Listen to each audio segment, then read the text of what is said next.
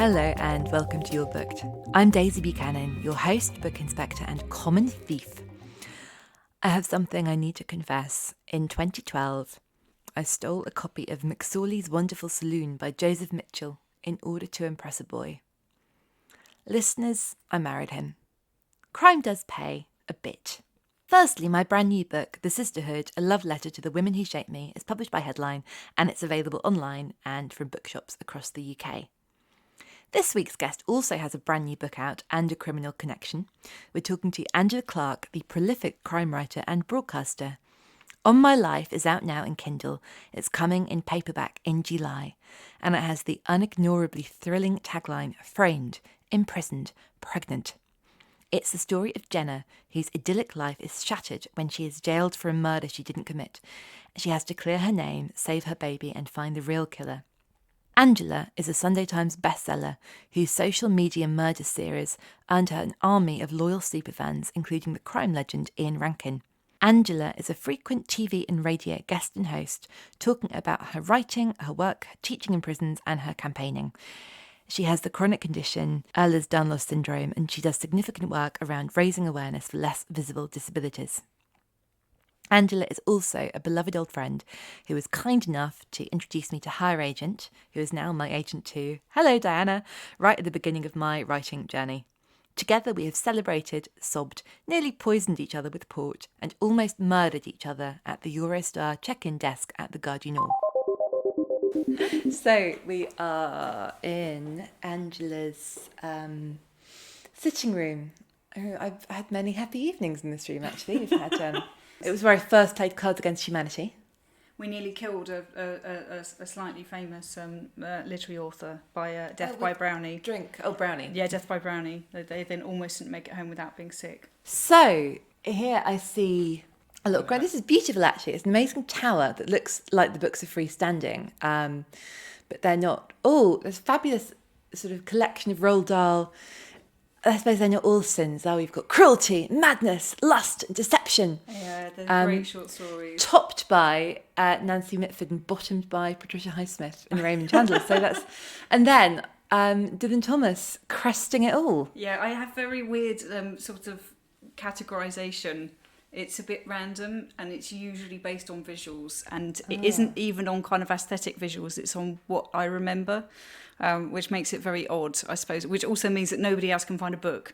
So is this your vision of the book that's in your head that yes, yeah. So I have a very strong visual on books. So if I think of a book, I think of the cover usually. So you've got book synesthesia, kind of? Yes, I have. Yeah, that is probably exactly what I have. Can you talk us through this?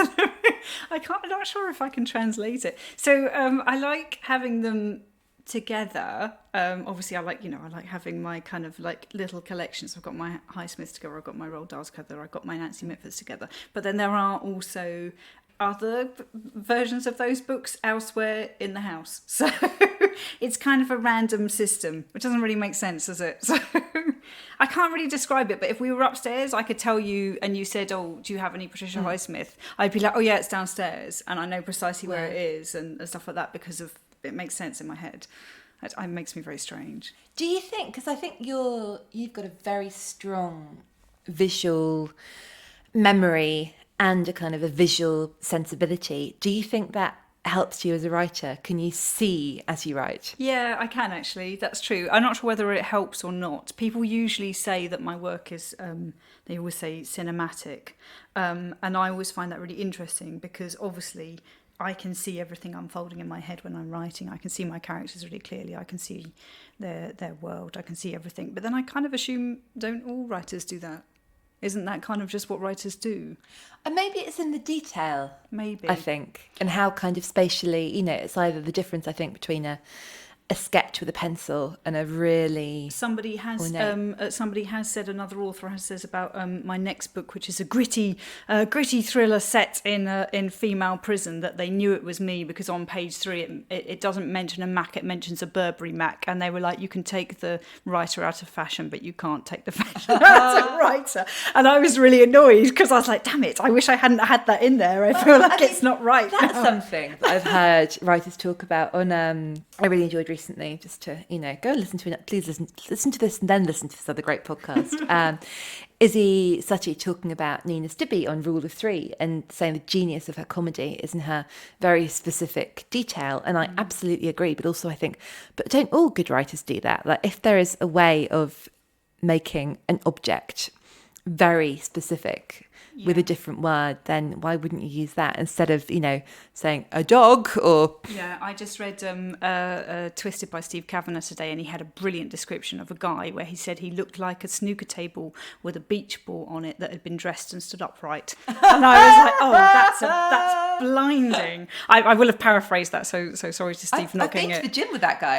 Absolutely, I have seen. I know that guy. As soon as he said it, I was like, oh my God, totally. So that's probably a good time to talk about the fact that you are a listener to books as much as you are a reader. And I know that you read, you are an enthusiastic and diligent reader. Yeah, that's definitely fair. So I do listen to a lot, and I started listening to books on Audible. I have a disability, in case people don't know, and sometimes it sounds really stupid, but tilting my head and holding a book can be very difficult.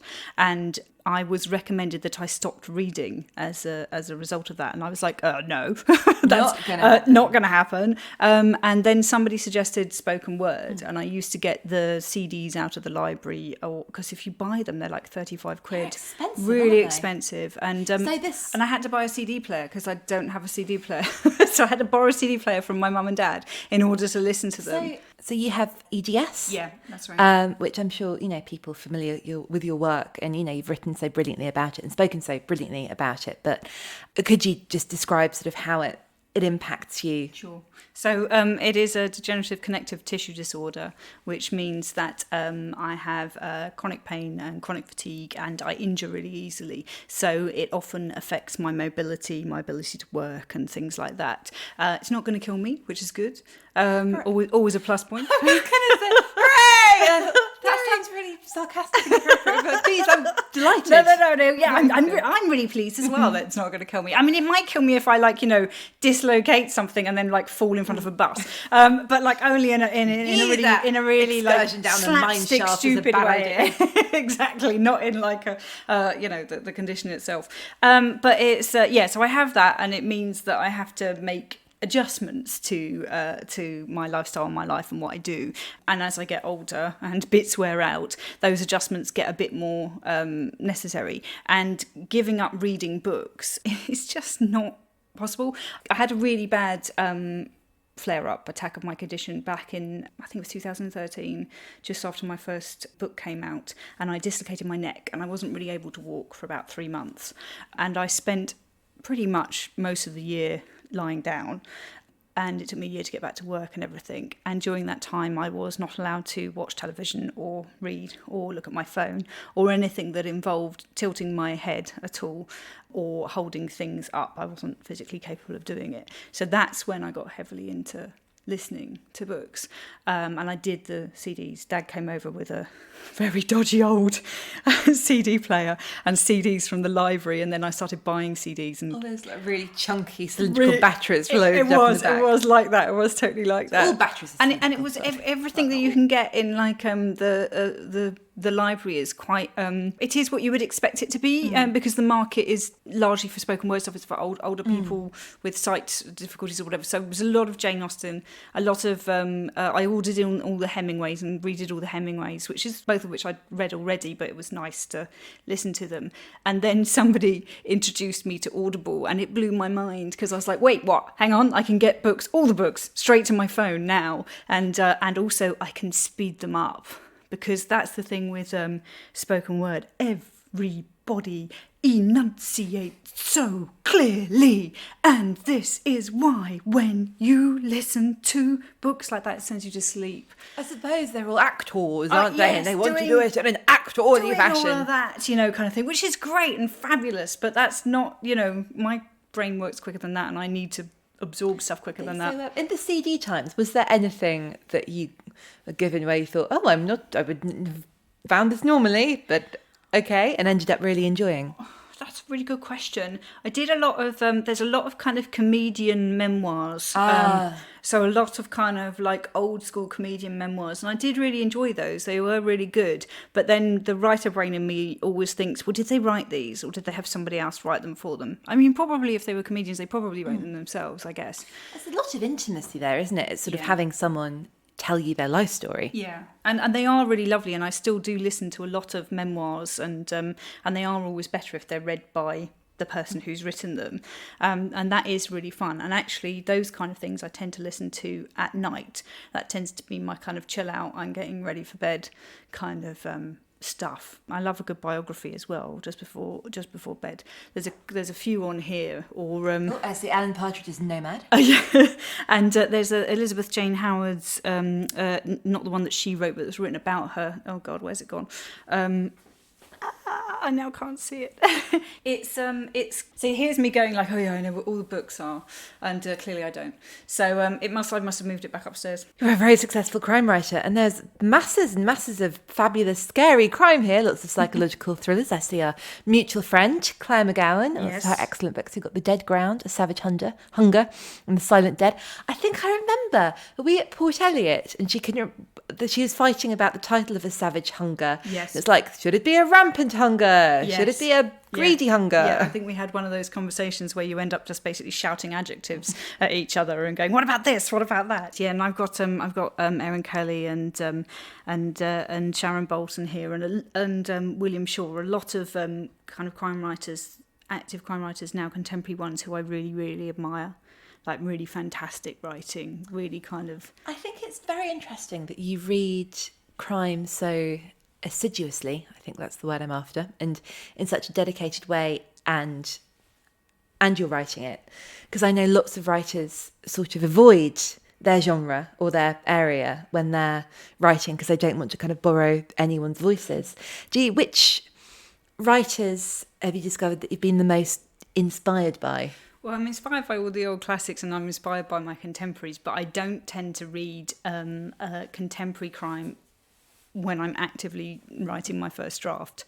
So I will read Golden Age crime, like I love Dorothy L. Sayers, and Georgette Heyer's crime books are fabulous. Her Honeyside and Hemingway detective stories are great. I've never actually read any of her sort of Regency the love ones. I've not done those. Ones. Yeah, but her they're called romantic suspense, which is great because that's a genre that doesn't really exist in this country anymore. We don't publish romantic suspense because most crime nowadays in the UK books are quite gritty and realistic, and you can't really have gritty, realistic, and then a lovely romantic like relationship going on in the background. Would you write it if you thought there was a thriving audience? There's probably an audience. Well, I know there's an audience for it in other countries because apparently it exists as a strong genre in Australia.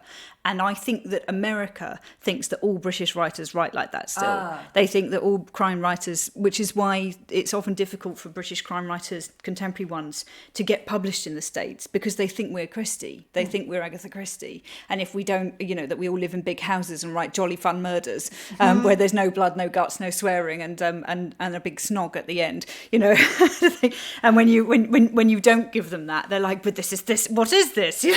Kind of thing. What is this thing about gangs and war and rape and drugs? What is this nonsense? I shall cancel my upcoming trip to Edinburgh. I am not doing this. Exactly. So I've got a massive soft spot for all of the kind of the Golden Age ones. I tend to prefer the female Golden Age writers. Like I've got a fair few Raymond Chandlers and I've read a fair few of them, and I'm going to say something that is hugely controversial. Oh, I love it. I don't really like Raymond Chandler. So, obviously I recognise that he had an incredible talent and the way that he writes is brilliant. And I'm not the kind of writer that can mimic other writers, so I can't do that kind of, she was a dame with a... I can't even, Weird fact about Angela, listeners. Angela does not hear accents. No, I don't. No. There is a story of yours I think about all the time. Do you want to tell it about your neighbours moving back to Ireland? Oh, yeah, okay. So I had some neighbours that we would go for drinks for once a week. We were really friendly for like a couple of years, and then they were moving and had a leaving party, and we went to the pub, and they were moving to Ireland, and I was like, so guys, why Ireland? And everybody kind of went silent, and they gave me this really weird look, and Mr. Ange kind of leant over and went, honey, they're Irish. And I was like, oh, I had no idea. So I don't hear accents. I can never tell if anybody's posh. I've also got a friend who is a really good friend. I've been friends for like 5 years before she met Mr. Ange. And he was like, you never told me X was posh. And I was like, is she? And he's like, so posh, kind of thing. So I've got nothing. So coming in, there's got a top hat and a monocle and they're adjusting them such a ears. Yeah. No, so, where are you from? Where are you from? Kind of thing. What's your background? So I think it's interesting with all of that you don't mimic as a writer either. That's true. I mean, I definitely unintentionally absorb stuff. So when I go through my edits, so because I won't read contemporary crime when I'm writing, I will go through my edits and I'll suddenly be like, why does this sound like Bertie Wooster in the middle of my draft, which is really inappropriate for a gritty, realistic contemporary piece? And I'm like, oh, that's when I was rereading P.G. Wodehouse. Some of your fans are into it, maybe not the commercial community. Maybe. So why is it, do you think, that you don't like Raymond Chandler? Because the women, because I thought you were going to say that. Because all the women are basically, they're just the angel or whore, and as soon as the whore character rocks up, who's usually blonde, you know that she's the killer.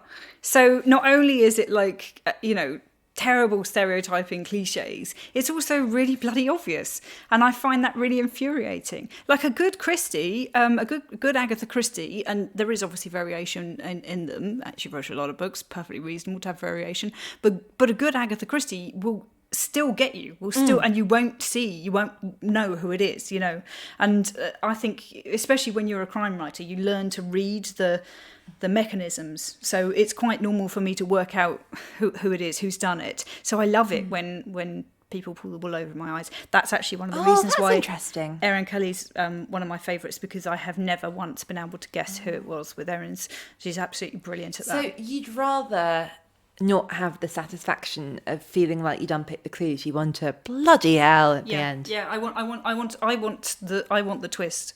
I want that satisfaction. Can we write together a suspenseful romance in Yes. the style of Raymond Chandler? With no... That's called How Do You Do? I Done a Sexy Murder. Yes, absolutely. Let's do that. We should totally do that. Hopefully Raymond won't mind. I'm going to be haunted by Chandler's ghost. Actually, that'd be great, wouldn't it? Actually, if you wanted to be haunted by a ghost, being haunted by Chandler's ghost would actually be really quite awesome. Who would be top three? Write a ghost to haunt you. Write it by... but then it's... Surely Agatha Christie. I'd want to have Christie. I think I'd probably want to have maybe Virginia Woolf, but then I feel like that's an obvious one to go for. I just think, or Sylvia Plath, somebody... Are you worried they'll be busy with the hauntings because they're so popular? Because I think, they'll be booked up. Their dance card is full. But I Choose think... a jolly ghost, Anne, your third one, please, because I feel like Virginia Woolf and Sylvia Plath would be... okay.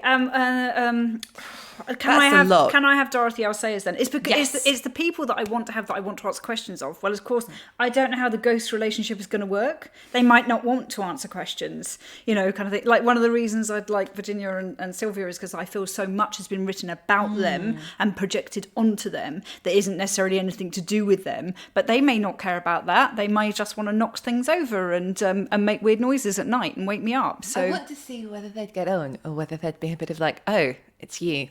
Hi. Oh yeah, that's true.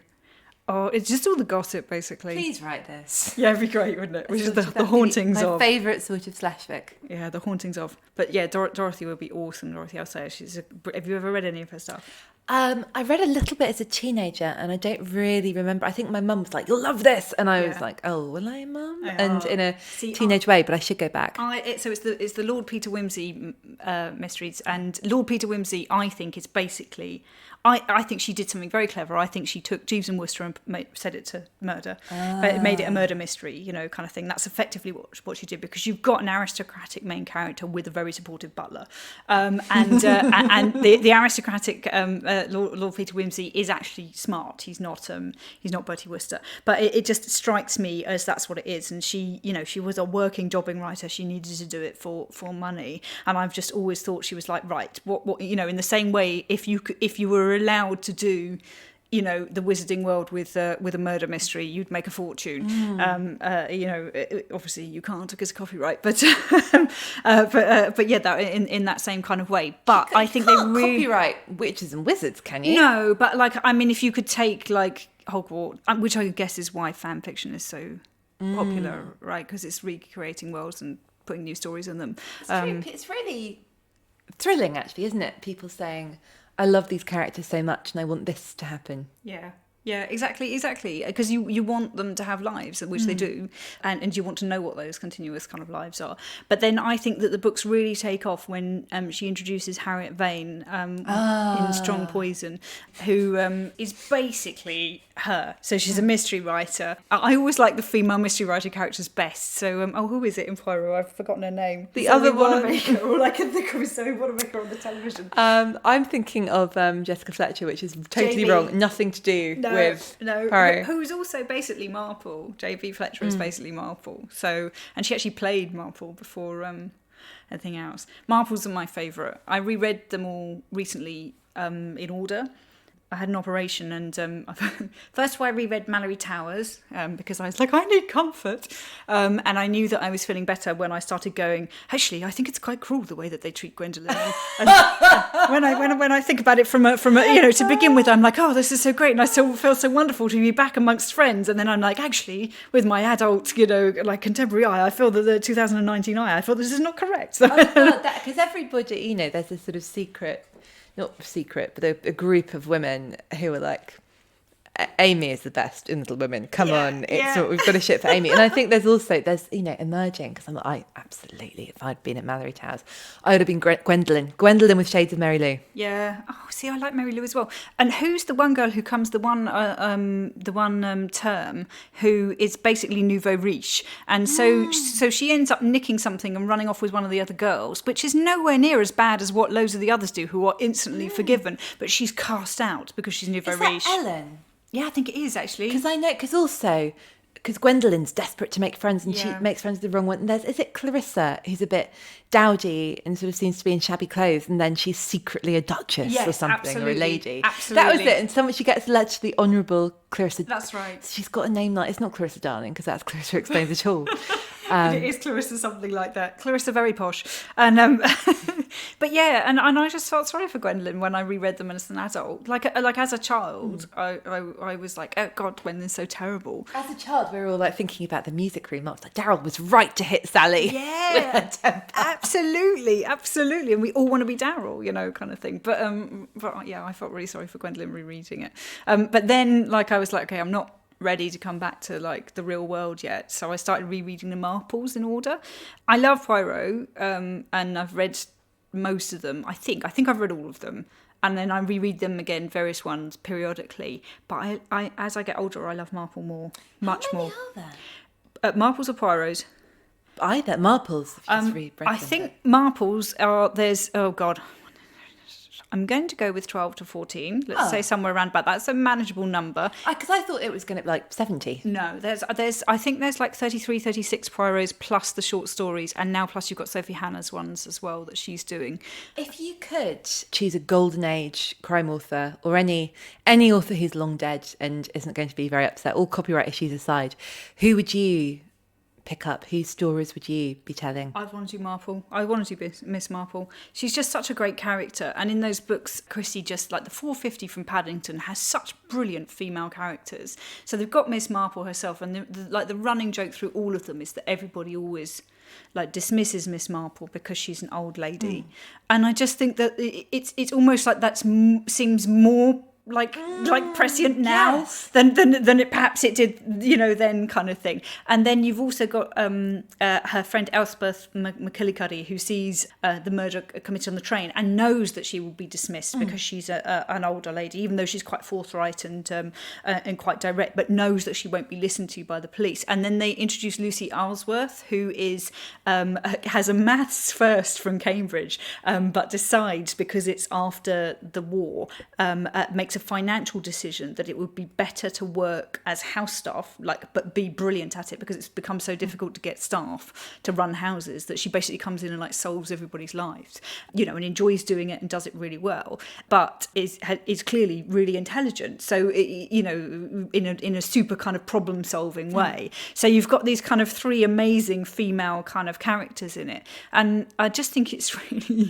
just seems more and more relevant to today that we don't have older female dowdy ladies being really awesome characters, kind of thing. And I love that. I don't know, when I read them all as well, because the Marples, they span from 1930s to 1970s, when she published them all through that period of time. So some set in the 70s. Yeah. The last ones, the last one she wrote during the war, the last one that was published is Sleeping Murder, and she wrote that one in the war. It works perfectly, but it's odd in the sense that it doesn't have anything that ties it socially to the time, and she's so good at that. So there's this wonderful bit when you watch them all unfold, because the world is changing around Miss Marple. She must have been 150 by the end. It doesn't make any sense in that regard, but it changes. And there's a wonderful bit where in St Mary Mead there's a new housing development and they get a supermarket. And it's just great. And she's like, and you have to go around and pick the food off your shelves yourself and things like that. But she walks around this new housing estate where they've built all these new houses, and she listens at the window of people having conversations. Even though the houses look different and the people look different and things like that, people are still at heart the same. And they've still got the same kind of compulsions and the same kind of moments of humanity. And I think that's really clever. We'll be back to Angela soon, but now it's time for my steal of the week. A book so good it's worth 10 times its cover price. Please do not actually steal it. This week it's Nikita Gill's Fierce Fairy Tales and Other Stories to Stir Your Soul, published by Trapeze, a stunning collection of vivid, moving stories and poems that will make you laugh, gasp and maybe even cry. If you're a fan of Angela Carter, you'll adore this. That's Fierce Fairy Tales by Nikita Gill, out now. Now, back to Angela. Where did you get these? They're beautiful. All my tiny ones. Oh, they're John Donne, actually. These ones. Oh wow. They're old copies of John Donne, collected John Donne poetry, which he's probably my favourite author. My favourite poet, rather. I don't know. How old do you think they are? Well, they've got a signature in the front and a date of 1934. I bought them in Hay, actually. Yeah, I just love them. I just love them so much. They're so lovely. And they live down here because they live tucked in so they don't get sunlight. The beautiful illustrations on the end papers. They're proper, they are lovely, aren't they? They are lovely. They are properly loved, though. Was that when you were there for the festival? I was, no, it was before that. It was before I was published. I've had these for years and years and years. And I've always loved Donne, and actually a quote was worked into it might not make it to the final edit, but the current book I'm writing, it's funny that a quote from him has ended up in it. Can you say which line, or do you want to keep it? It's my America, my newfound land, and come lady come, because it's quite a rude bit. So and I discovered John Donne when I was a teenager. I think you'll find it's come baby come. And it's they're so rude. They're just gloriously rude, and I love that. Did you come up at school, or did you just encounter him? Did you come to him? Did I come to him? No, he came up at school. No, I read him first at school. We had to read The Flea, and then I read all of them after that, and that's how I came to Hemingway as well, because John Donne wrote For Whom the Bell Tolls, and then obviously that's the title that Hemingway used later. So that's how I found Hemingway. I love that, and they're connected on the shelf, because I can see. Oh my God, they are. We have Donne under, and then Hemingway, and then 1984 George Orwell on top. By the way, I think I've got 3 different versions of 1984, all in different colour coded around the house. Weird dystopia. Have you? I read a lot. Do you read it 3 times more than the other books? No, I don't. I have a big phobia of rats. That 1984 started, American Psycho finished, and I've never liked rats since then. Didn't have a problem before. This you could basically call this my teenage shelf. I did like really stereotypical male teenage angst. I think was like quite to my shame. I didn't read many female authors until I went to university. But I think there's something as well about all of these books are quite big books, or books that I think there's something that a lot of women do at a point when in their teens, when they're, intelligent and ambitious, and they know there's something mentally that requires stimulation they've really got to kind of push through for. And, for a lot of us, especially I think me and you broadly grew up with where the internet was sort of just getting going, and you couldn't really consume culture as quickly as you could now in terms of things being recommended. It was very much like you go to the books in the canon and that's what these are. And these are very, I think, all truly brilliant writers, but also writers that you'd sort of pick if you were going to do a literature degree. Or a pretentious teenager with big ideas who really wanted to signify something about herself. It's so true. It's so true. A lot of what I read... I say that with love. I think we were all pretentious teenagers. No, I absolutely. I was thinking about this earlier because I wondered if you were going to... Obviously, I've listened to the podcast. I love the podcast. And I wondered if you were going to ask me... Produce it down. I wondered if you were going to ask me, my first sexy book. Yes! Yeah, but I can't answer it because I don't know what it was. Was it not John Donne? Well, it probably was, but then I'd already had sex by the time I read John Donne. So, I think in a way that I don't know if it's because of when the internet, like you say, the internet was just starting. So, I had seen porn and that kind of skewed things. I remember I read all of the Sweet Valley Highs that they had in my local library. I read every book that they had in my local library. It was only a little library. It was one of those porter cabins, and I'd read all of that, and I remember reading all of the Sweet Valley Highs. I remember reading all of the Judy Blume, but I have no recollection of reading Forever, or if I did, I have no recollection of the sexy bits. I have no recollection of reading Riders the first time, or Lace, or any of the ones that are kind of famous for being handed round. The other canon. Yeah, the other canon. I don't know if I just did and I wasn't emotionally mature enough to get it, so I was just like, not interested in this, where's the plot going? Or I didn't care. The only sexy book I remember read actually about sex was the Usborne's Guide to Being an Adolescent. The strangely beige humans and the various sort of... That my mum bought me and told me that, which was her way of telling me about periods, that I should read to page 15 and no further. Obviously, then I read everything further immediately and learnt all about sex and HIV, and because there was a whole section on AIDS and all of this kind of stuff. So I remember reading that. So just, I don't know how much of your life and times you wish to reveal, but just to anchor that in a time period, I'm wondering, was it frightening? Was it sort of early 90s, mid 90s? So it would have been early 90s, I guess. So I was I was born in 1980, so I would have been 11 in 91. Because I can just imagine being just terrified to learn about AIDS from an Usborne book. I don't remember it being frightening. So this is the thing. I just remember it being oh, interesting, and then that's it, moving on. I think I was really odd. I think by the time I got heavily interested hormonally in sex, I just started having sex. And so books formed quite a really heavily linked to that. So I remember with my first boyfriend, let's go with 95. We would, as part of our courtship, we read out loud to each other Trainspotting by Irvine Welsh, and we read out loud to each other Bret Easton Ellis, American Psycho. And it's like you said, it's that kind of, we were going for those kind of raw, visceral teenage, making a real impact. This is the coolest book that you've got to read. Book. All men. And I never saw that. Were they coming from him or from you, or did you sort of decide on them? I don't remember, but I honestly don't remember, but we were whatever was the kind of the most violent and the most forbidden in that sense, we wanted to get our hands on and read, and so that's what we read, and we thought they were brilliant. And from that we got to Orwell and other places. Being so surprised by Trainspotting, because I think that film came out, I would have been, I think, 9 or 10, and I remember all the posters, and it was such a sort of iconic, everywhere you went it was like that black and sort of whitey grey with the neon. It was like, oh, it's a bad film about drugs and all the things that happen. And obviously, you know how it is when kids at school, oh yeah, I've seen it, and it's just, you know, inventing scenes of sort of decapitation and terrible. We definitely did that with the reading side of it, so it was definitely cool for us to have read it. But it's a brilliant book. Well, that was it.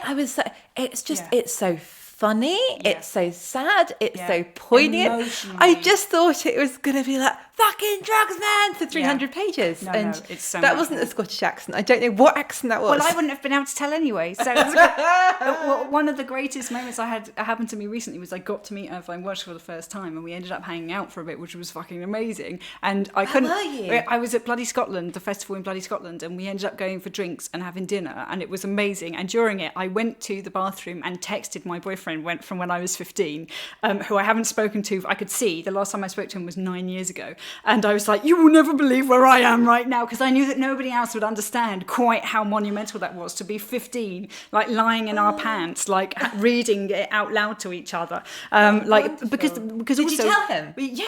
I told everyone as well, and he was like, okay, weird. but I can't like. Because it's kind of like, I've had sex to your book. Like, thanks. I'm sure he's heard a lot worse. You've read the book, you've seen the movie. I'm sure he's heard a lot worse. I don't think he even batted an eyelid over that. But it was you know, it was such a core part of my coming of age, I suppose. So it's not a sexy book, because obviously it's not, but that's my sexy book. Like, that's what it's linked to, that kind of like electricity, that kind of like being, you know, like discovering this incredible, like, forbidden thing, and enjoying it with somebody else. And the reason why we started reading them out loud to each other is because of the dialect. We couldn't read it any other way, and we were like, we couldn't work out what it was saying until we read it out loud, and we were like, okay, now we know what it is, because it's obviously so heavily written. So good on that. So that must be the closest you've come to hearing an accent. Yeah. I mean, I can tell obviously when people like use words that are linked to Scotland. Obviously, if somebody says "we," but then I thought that Steve Kavanagh was Scottish, because he says "we," and he's like, no, I'm Northern Irish. And I was like, okay, my bad. I'm sorry. So you could basically mess with me just by using random kind of like dialectal words. So if I kind of keep saying howdy and y'all. Yeah, I'll just be like, oh, I didn't know that Daisy is from the Deep South. Though you're called Daisy, so that's obviously, you know, obviously should have got that. In the petticoats. Absolutely. They were another big indication. Big clue. Yeah, so all of my like male teenage angst kind of like visceral, but they're all great books. I feel slightly like I wish I could go back, and I wonder what had happened if I'd read more seminal female writers at that kind of age. But then I think you're doing a pretty great job of that now. And also perhaps now you'd be disinclined to read the big guys. Yeah, maybe. I mean, I'm quite derogatory about Hemingway, and you know, you always meet the guy in the creative writing class who thinks he's Hemingway. Like, it's such a cliche. But the reality is I do love Hemingway, and I love his clipped writing. Tesco brand whiskey in their pocket. Writer's tears. So, but yeah, they always think they're Hemingway. They're not, because they always use too many words and their sentences aren't short and sharp enough. But you know, I still love Hemingway. He's still probably one of my all-time faves. Do you love him for his prose alone, or do you think there is a bit of you that loves the cult of the writer that I do love the cult of the writer, but of course he was a complete twat. Yeah. And I loved Mrs. Hemingway by Naomi. No, not Naomi Wolf. Wrong Wolf. Maybe it is Naomi Wolf. That sounds familiar. This is why I'm very visual, because I'm terrible at names, titles, all of those things, which makes me sound like a really stupid writer. If you were to Google Mrs. Hemingway and Wolf, you would find it. We'll put a link in the show notes. Yeah, Mrs. Hemingway is an amazing book, told from the 4 different perspectives of Hemingway's Four Wives, and it is fascinating and brilliant. And because I read that, I read like Martha. Martha Gellhorn? Thank you. I read her book Beautiful Exile, which is lovely, and I don't think it's published anymore in this country. I had to get it shipped in. Like, her life is amazing, and I love like the Elizabeth Jane Howard one. I want to say that's called A Beautiful Something or An Ordinary Something. I don't know. I'll find it in a minute. You don't have to answer this, but I'm curious because I know that if you want something book related, you will track it down. Yeah. What's the most money you've ever spent on one book? Oh, good question. Oh, I don't know. I have to think about that. I've definitely spent over £100, like more than once on a book.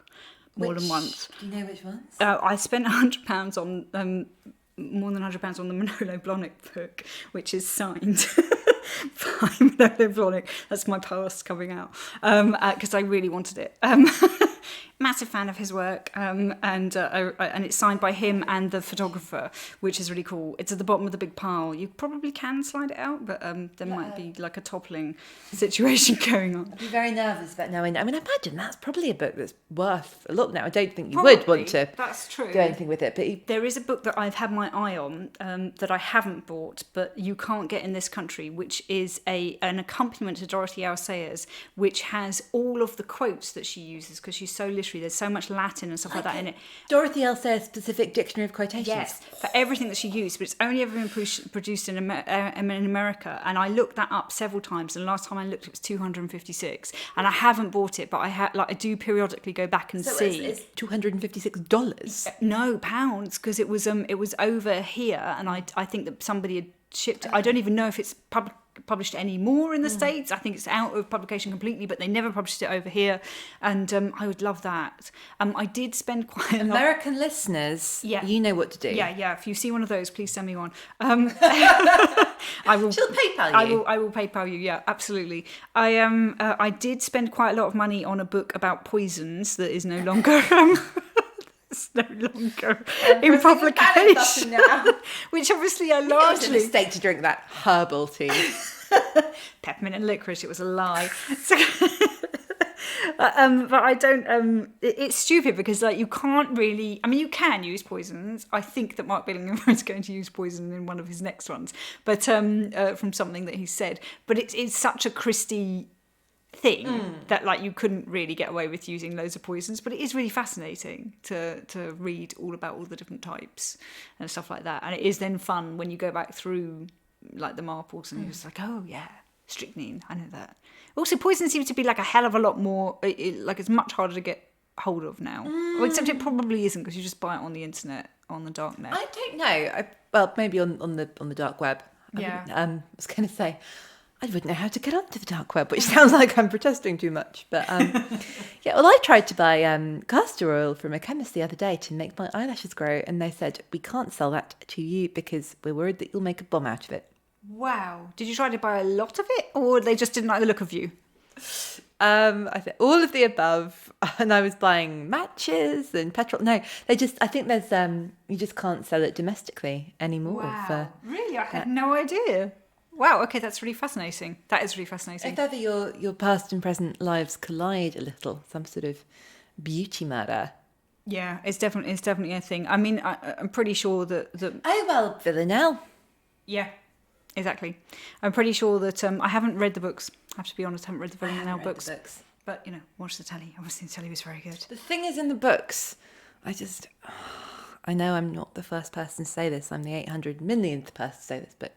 Oh my God, the frogs. Yeah, gorgeous. Really gorgeous. And it really heightens it. Unless the book's a pop-up. Unless a real detailed description of her clothes. I don't think there is, actually. I've never heard anybody mention the clothes in the books. Having said that, it's not the kind of thing that everybody would notice, I suppose. Could not notice that pink dress. Shall we go upstairs? Yeah. My pals and I, my fellow crime writers, we're definitely all flagged for our search history. definitely all on some watch list. Listen, let me turn the radio on. We're in the study of Sunday Times best-selling crime writer Angela Clarke, and I've got to tell you, it smells amazing in here. Is that diptyque? What is that? It is no, it's just Neal's Yard oils. I can't do caffeine. I don't do tea or coffee. So I trick my brain that I'm awake by putting certain oils. Not that one because that's lavender. That will send me to sleep. They're over here. And they're so they diffusing out of that wooden? Yeah, they diffuse out the wooden thing, and it's how I keep myself awake. So I have loads of focus and energy ones. See, I've reduced my collection. I got rid of about 300 books recently because I Marie Kondoed before it was on Netflix, I hasten to add. There's still lots here. I see a friend of the podcast and friend of ours, Lauren Bravo. What would the Spice Girls do? Yes, these are my so I have like a vague system going on. So these are ones that are sent to me. I get about 10 a week, and then I try to read them in order that they kind of come out. When I've read them, they then go on this shelf here before being redistributed around the system, kind of way. It's more crime, isn't it? It's more crime. There's a lot of crime. You've got an enormous, beautiful looking edition of Agatha Christie's Complete Secret Notebooks. You bought that for me. You genuinely bought that for me Oh, a few Christmases ago, and I love it.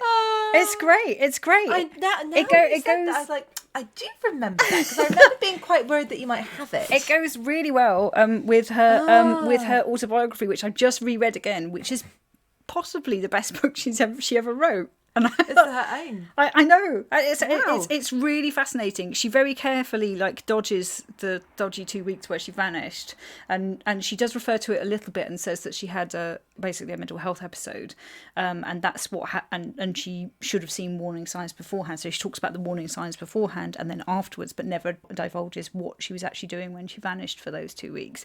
Though personally, I like to think she was basically trying to frame her the woman who'd stolen her husband for killing her. I think that's what she was trying to do, and I don't know whether or not she was doing that in a she was okay way, or she was doing that in she was not very well way. But either way, it's awesome as a I really, plot really point. hope that was the case. I mean, how do you think she writes about mental health in her autobiography? Do you think, because it sounds like she's got a kind of fairly modern or contemporary perspective on it? Yeah, or yes and no, because I mean she starts out a lot. She's very dismissive of what my gran would have called namby-pamby attitudes towards children. And she's very much like, I was just allowed to play outside and I'm fine, kind of thing. And everybody, no children need nothing else, and no kind of mollycoddling or anything like that. So she's quite like of her time in that regard.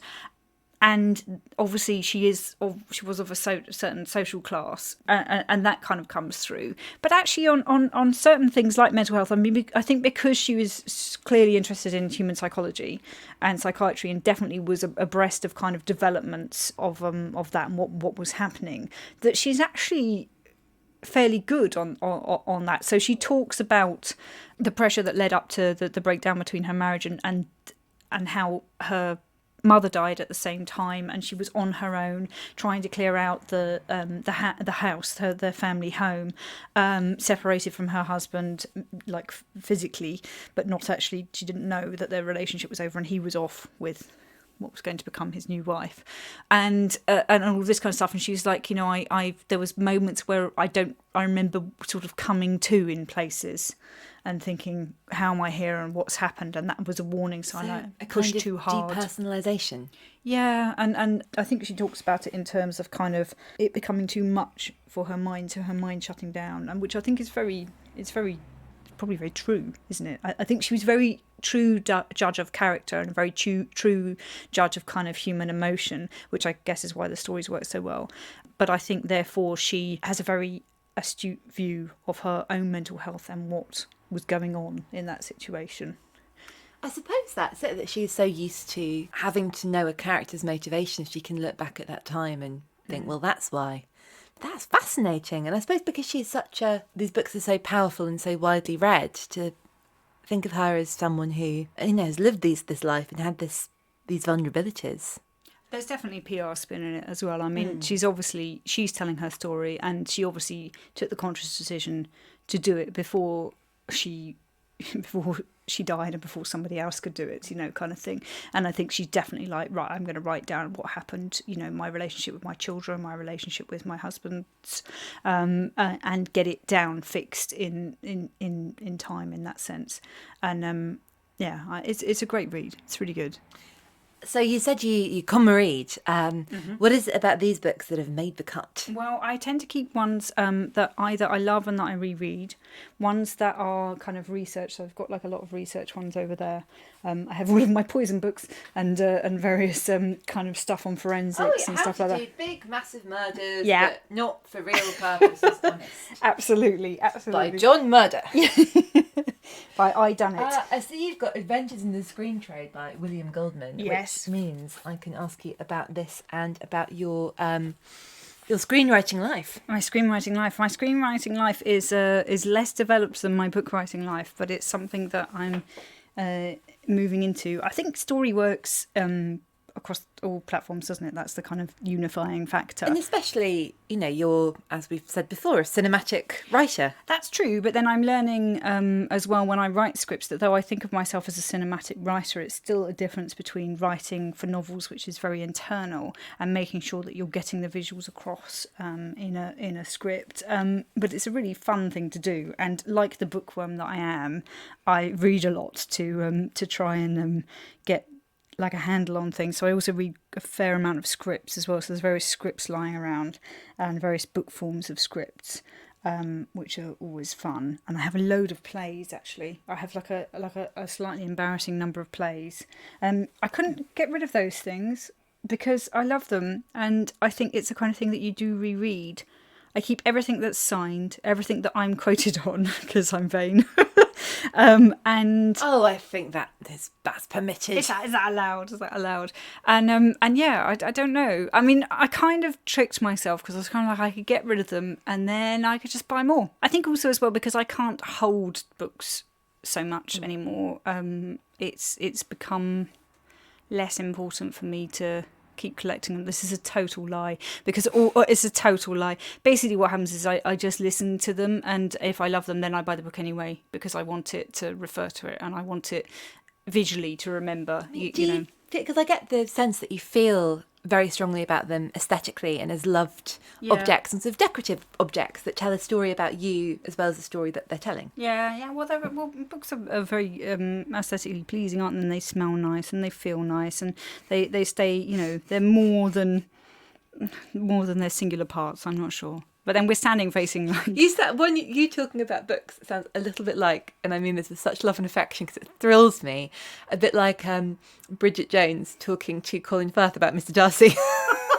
Just really nice. It's just really nice, really lovely. Yeah, but they're my friends. Like they've always been my friends, and it's very difficult to kind of... And now, literally, a lot of them are your friends. Yeah. I think authors I find to be so friendly and so welcoming. Crime in particular is such a wonderful kind of supportive kind of industry to be in. And maybe some of the other genres are less supportive, I don't know. But mostly everybody I come across is just really nice. And because we all instantly, it's like we all speak the same language. My favourite thing is I think you had a book launch where there was a massive minimum bar spend, and I think the crime writers get through it in about 8 minutes. I think we did it in 8 minutes. So I was like, yeah, we're going to have to stay open till midnight, and we'd spent the entire budget within 8 minutes, and it was like, oh, okay, yay, go. Maybe that's why the crime writers we're just all drunk. You can have a Capri Sun. You're done. I got these ones out because I thought these were all kind of favourites, but we have discussed Christie. So we have a magical pile. We've talked about Christie Georgette Hare, A Christmas Party. That's a title I am desperate to read, and it's January right now, time of recording. Yeah, you've got to read. So this was originally called Envious Casca, which is probably not how it's pronounced. It's one of those books where you like a lot of writers, I learnt words by reading, so I don't pronounce them often the right way, but I think it's a quote from Julius Caesar, from Shakespeare's Julius Caesar. Anyway, Envious Casca, but they re-released it as A Christmas Party, and this is one of those romantic suspenses, and it's great. It's really, really, really joyful, and I would highly recommend it. You've got to read it. It's really good, really good. It's the season to find who done it. It's great. That's one of those lines, isn't it? Like, we'll think of something better later, but it works. But it really works. It so works. Oh look, see, and recommended by India Knight and Dorothy L. Sayers. I mean, you can't get higher praise than that, can you? So it's awesome. Delight to me. Do you want to see Big Magic? Big Magic is Big Magic is the book that I probably Elizabeth Gilbert. Yeah, Elizabeth Gilbert. So I actually haven't read any of Elizabeth Gilbert's other work. So I haven't read Eat, Pray, Love, which is obviously the big one. But I reread Big Magic, which is Creative Living Beyond Fear, multiple times. God, I would say at least 4 times a year. And it is probably my most recommended and most gifted book to other people, largely because a lot of other people I know are writers, and what we do can be really difficult because you're putting bits of yourself, like your soul, onto pages, and then you're publishing it in a world where everybody has an opinion, and that can be very hard. It's also in a world where you can see everybody else's successes really easily, and it's quite difficult not to do kind of comparinitis and stuff like that. And I think that I'm nodding so hard that my head might fall off. Yeah, I think that she really tackles all of that really brilliantly and reminds you why doing creative things is so important to everybody, regardless of what happens to those creative things, whether they're a huge success or nobody else ever gets to see them. That's not the point. That and that she just writes beautifully and so cleverly, and actually takes on the kind of, she starts by kind of deconstructing the Hemingways, and like you were saying, you know, if it was that they'd all be sat around in a drunk and being bitter and stuff like that, and she deconstructs that, and she's like, why do you want to be like, because you want to be an artist, why do you want to be destructive? It's not necessary, you know. You don't have to be a great writer, you don't have to be like self-destructive, and it's just so many times everybody, like if they're feeling sad or they're struggling or you know, and in particular about their work, I always find myself being like, read this, it will make you feel better. Huge thanks to Angela. On My Life is published by Mulholland Books and out now. It's compulsive, pacey and chilling. Once you start reading, you won't stop. Follow Angela on social media at the Angela Clarke. She's also a compulsive reader, and it's worth it for the book recommendations alone. I'm Daisy Buchanan. Thank you so much for joining me for our frolic in the stacks. You can find me on Twitter at NotRollerGirl and on Instagram at TheDaisyBee. Say hello, suggest some guests, and watch out for shelfies. Visit our show page, acast.com/booked, for more information about our guests and a list of the books they've talked about. If you have any other queries about the podcast, you can email us at whybooked@gmail.com. Your Booked is produced by Dale Shaw for New Alaska and hosted by Acast. Please do subscribe, rate us, and leave a review. It's great to hear what you think, and it helps other people find the podcast. I'll see you next time, and I leave you with the words of Fernando Pessoa. Literature is the most agreeable way of ignoring life.